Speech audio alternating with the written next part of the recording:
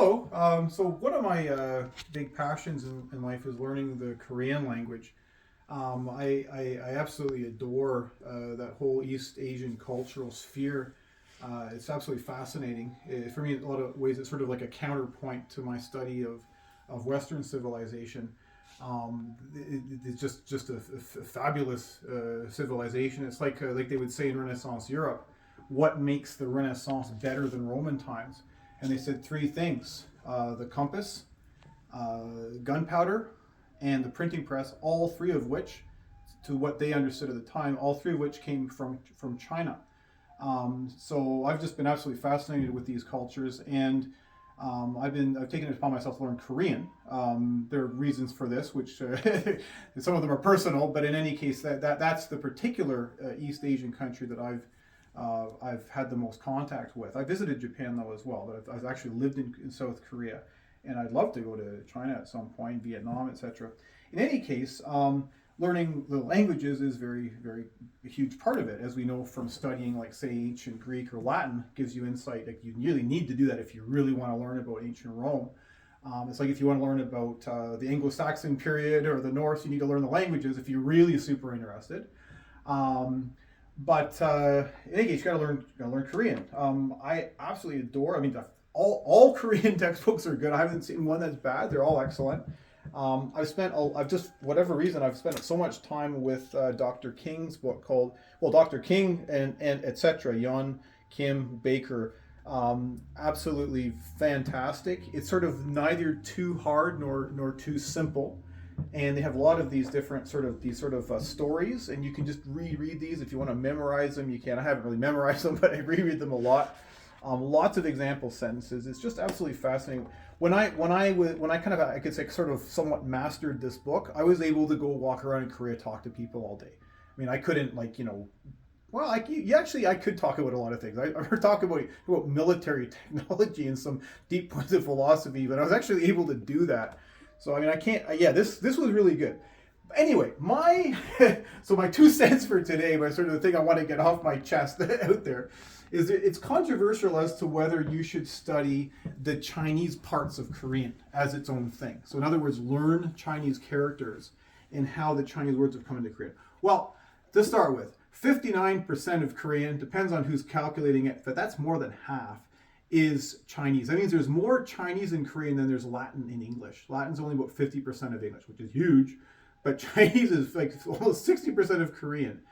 China, it's like China, the influence of the ancient classics of China is absolutely huge in Korea, Japan, Vietnam.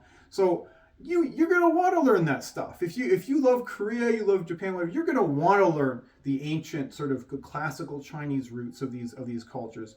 And the way into that is obviously through the Chinese characters. And actually they use a lot of Chinese characters in Korea. You see them all over the place. They're even on, like, potato chip pegs and like little soup packets and stuff, and they're on signs everywhere. Like, come on, guys, you're gonna want to learn this stuff. You don't have to learn everything. You don't have to learn everything perfectly, but you should try to learn as many as you can. And Dr. King has, I don't remember how many exactly that you learn in here, but it's quite a lot, maybe about 500. And what he does is, what I found absolutely, like, mystifyingly fascinating about this is, he takes this book, takes all the stories in it, like the dialogue, or other, not dialogue, little stories, and gradually, little by little, he inserts new Chinese characters into them. So, like, you start off and there's just a few, but it's something you already know from the other book. Well, in some sentences and stuff, right? And he's inserting a few of these Chinese characters, and you learn them in context. You already know the stories, right? You also have these lists, and you just reread these, and it's all by theme, and you learn all kinds of vocabulary. What I love about this is, even with just the first chapter, if you've done the whole book, you just do one chapter here. You can learn like hundreds of Chinese characters in a few pages. This is nuts. And you're getting these sentences. I mean, you're still practicing your Korean grammar and whatnot. You can always go back to the original book. It's just crazy. And you get to, I don't like wrecking. Like, I had this printed out. I printed this out and just bound it for myself, because it comes in the CD form. But yeah, then you can practice them there. But I just practice on my own. like these things are just fascinating. Like they all tell a story. Like guess what that is? That's the sun, right? What's this? It's a gate. Like it looks like a gate, you know. Like it's just sort of super cool. This one is cool. I mean, like, it means good, right? And you have like the sort of a sun symbol and a woman symbol. So it's sort of I guess from a man's perspective, what's good about life? Well, it's your wife and your children, right? What's more important than that, right? It's a simplified way of saying it, but there's a whole philosophy hidden in these characters.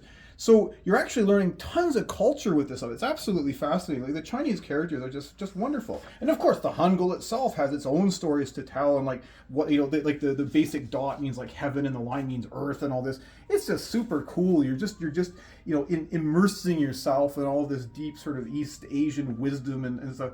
Absolutely fascinating, and like with that little sort of Korean twist on thing, or more than a Korean twist. I mean, it's with Hangul.